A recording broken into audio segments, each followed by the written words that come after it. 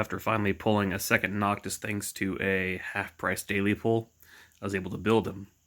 Here's my current build for my Noctis. I have him built for a lot of LB damage and some killers passively from his own kit, plus the thing like Scanning Goggles, which gives 50% plant, stone, bug, and machine killer.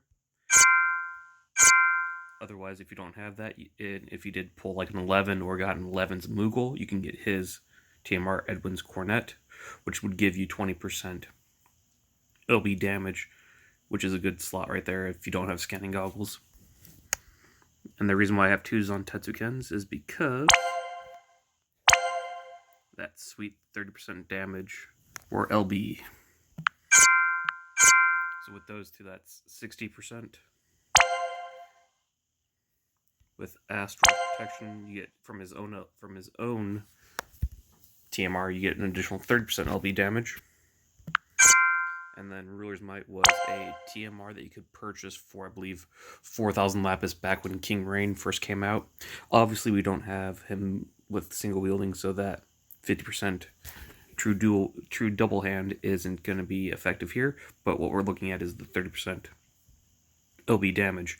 Now, if you have beaten Asura, you'd have hers for that 30% attack and 30% LB damage. And then, of course, we have Hard Overcoming Hatred, which is 50% flat LB damage, which is amazing. So right now we have him sitting at 30, 60, 90, 120. And then with Hard Overcoming Hatred, that is 170% LB damage.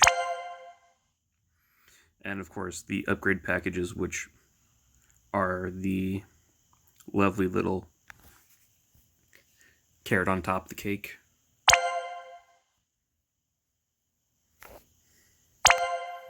Because these give you some great defensive stats in HP and MP. And then when you have 2 weapons equipped, you get True Dual Wield, 50%, which is amazing. So by having 2 of them, you get 100%. And then you just get the flat 40%. So by having 2 of them equipped, you're looking at 80% attack increase, plus a total of 100% True Dual Wield, plus 20% 20% HP and 20% MP, which is amazing. And then Luna's Clothing can always be swapped out for something else if you don't have that. There are a couple things that you can swap out for, like say you don't have like a Zantetsuken, or say you have one of his Super Trust Masteries. You could take that, equip Hio's body, and then equip any one-handed greatsword, such as Hio's S-Timar, which is the ultimate weapon, which is 180 attack, which is fantastic. Or if, say, you got really lucky and pulled 4 11s, you'd have his attack, you'd have his sword, which is a 50% LB damage. And of course, if you are already hitting that cap for attack, you can then fill whatever else you want in there with killers and other things.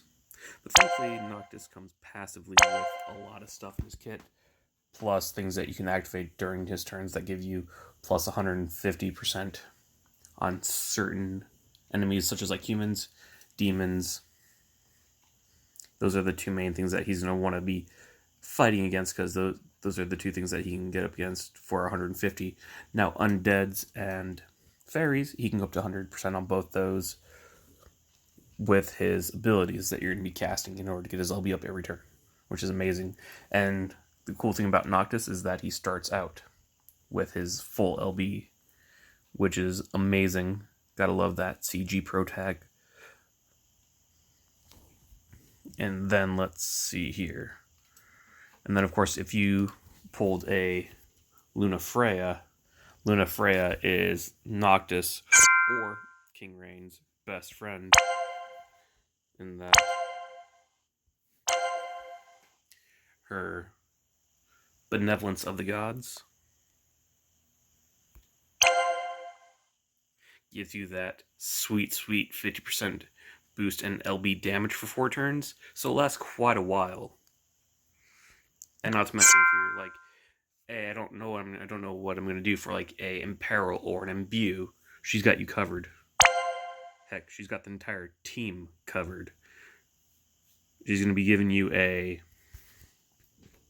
120% Imperil with adding water to your team for 3 turns. So this is only be on cooldown for 1 turn where you can't use it. And so it's going to be on one of those turns where you're going to be wanting to cast, say, all of your abilities to get your LB up, or on a turn where you're like, hey, I need to defend. So that's going to be one of those turns where it's like, it's going to be good to kind of mid-max your team in terms of what you're going up against and what turns you're going to be using your abilities on. So that way you can always keep that up at most. And then, of course, she's going to give you that amazing Benevolence of the God again, which is going to give you that 100%, 180% for all stats. Going to give you that 50% magic mitigation. She's going to be great when you're going up against any sort of enemies that are doing magic damage. And then, of course, if you have one of the best magic cover tanks in the game, which is CG Charlotte, with her LB for general mitigation. Nope, that's not what we wanted. With this bad boy right here, which gives you 50% general mitigation, coupling that with 50% magic mitigation, CG Charlotte's pretty much not going to be taking any damage.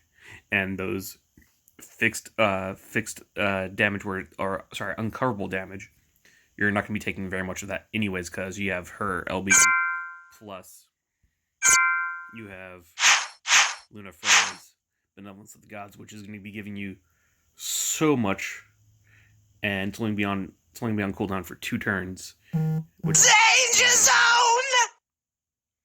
But yeah, guys, pulled him and figured I'd make a video on him because he is insanely powerful. He's Regina 2.0 on like an entirely different scale, and his LB is great as well. It's going to be one of those things where it's going to be breaking here and there, but like the last several hits that do the most chain damage will be hitting really hard. And that's where almost all the damage is going to be coming from, which is amazing. Yep. I hope everyone was lucky enough to pull him. I know that I did quite a bit of summonings on his banner. I did 22k. I got 1 of him and then 2 Luna Freya. I had like 10 rainbows, and only 3 of them were on banner. I hope to never see that kind of banner again, because I really don't want to be putting money into this game if I'm not going to be able to get the unit I'm looking for. Thankfully, I lucked out and got him on a half-price pull, and yeah, that banner was just really bad. But I hope everyone had good luck and got him, because he's going to be getting you through some stuff. Alright, guys.